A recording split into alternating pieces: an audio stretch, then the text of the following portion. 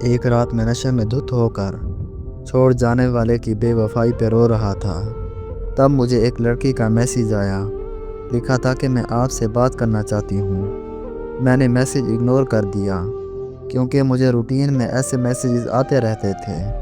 میرا social media کا کام حقیقت میں مبنی درد بھری لکھی داستانوں سے بھرا ہوا تھا، جس کی وجہ سے بہت سارے لوگوں کے دلوں میں میرے لیے ہمدردی تھی، اور وہ لوگ مجھے میسیجز کرتے رہتے تھے۔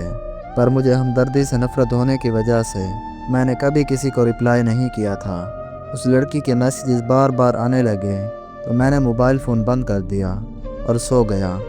اگلے دن میں شام کے 7 بجے جب نیند سے اٹھا تو اپنا موبائل آن کیا تو لڑکی کے تقریباً 200 میسیجز آئے ہوئے تھے۔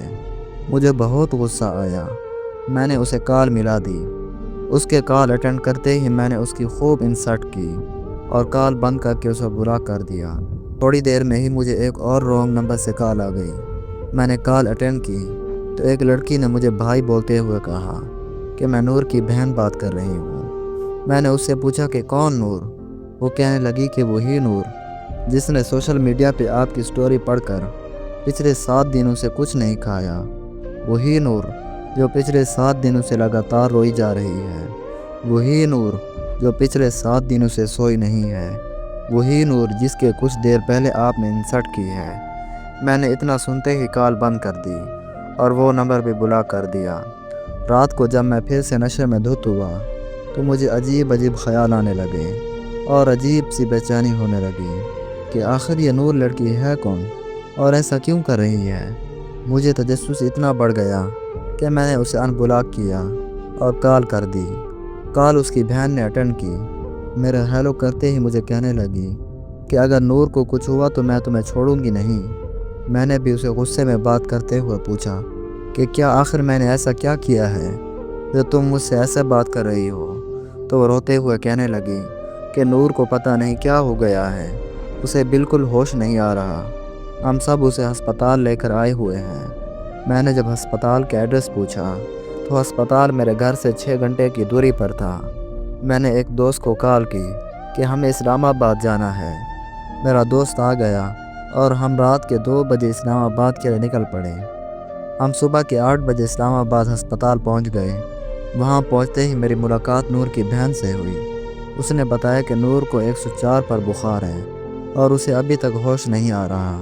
پھر اس کی بہن نے جو مجھے نور کے بارے میں بتایا وہ سن کر تو میں اپنے ہوش و حواس کھو بیٹھا۔ آخر ایسا کیسے ممکن ہو سکتا ہے؟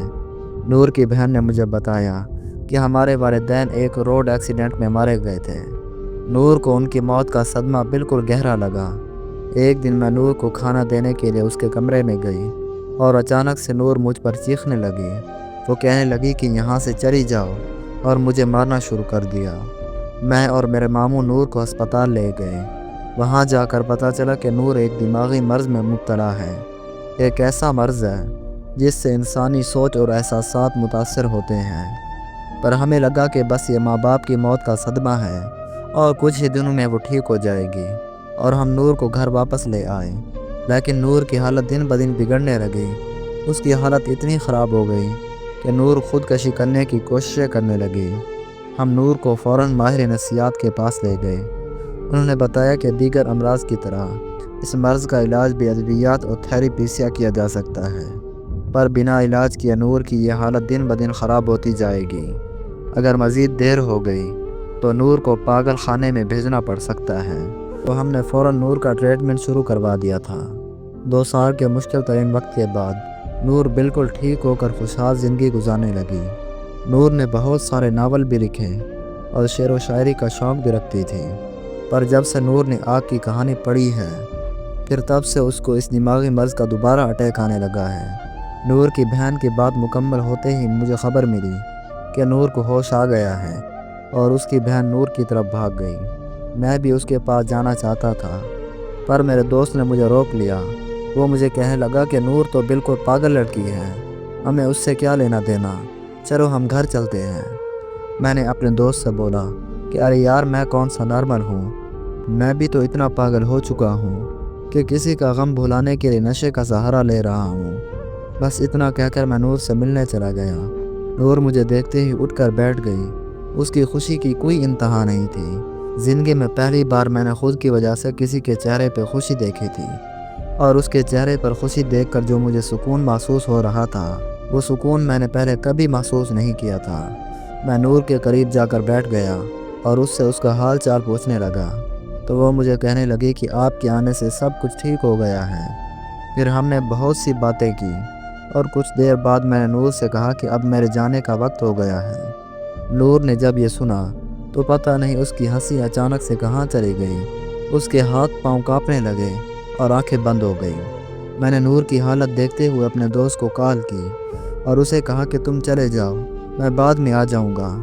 اتنا سنتے ہی نور کے چہرے پر مسکراہٹ پھر سے واپس آ گئی۔ میں اور نور 2 دن تک ہسپتال میں رہے۔ وہ 2 دن میری زندگی کے سب سے خوبصورت دن تھے۔ ہم نے ایک ساتھ جینے مرنے کی قسمیں بھی کھائی تھیں۔ 2 دن بعد نور کو ہسپتال سے چھٹی مل گئی اور ہم دونوں اپنے اپنے گھر واپس چلے گئے۔ پھر ہماری فون پر دن رات باتیں ہونے لگی اور ایسے ہی 1 سال گزر گیا۔ وہ ذہنی طور پر بالکل ٹھیک ہو چکی تھی اور میں بھی نشہ مکمل طور پر چھوڑ چکا تھا۔ یہاں تک کہ ہماری شادی کے لیے ہمارے فیملیز بھی رضامند ہو چکے تھے۔ زندگی میں سب اچھا چل رہا تھا کہ اچانک ایک خبر نے میری دنیا ہلا کر رکھ دی۔ مجھے پتہ چلا کہ نور کی بہن کی موت ہو گئی۔ یہ خبر ملتے ہی میں نور کے گھر پہنچ گیا۔ وہاں پہنچ کر پتہ چلا کہ نور کی بہن پیار میں دھوکہ کھانے کے بعد اس نے خودکشی کر لی اور نور کو پھر سے وہی دماغی مرض کا اٹیک آیا۔ نور کو ہسپتال میں پھر سے ایڈمٹ کر دیا گیا۔ وہاں نور کی دماغ کی شریان پھٹنے سے نور کو برین ہیمریج ہو گیا اور 6 دن بعد نور کی بھی موت ہو گئی۔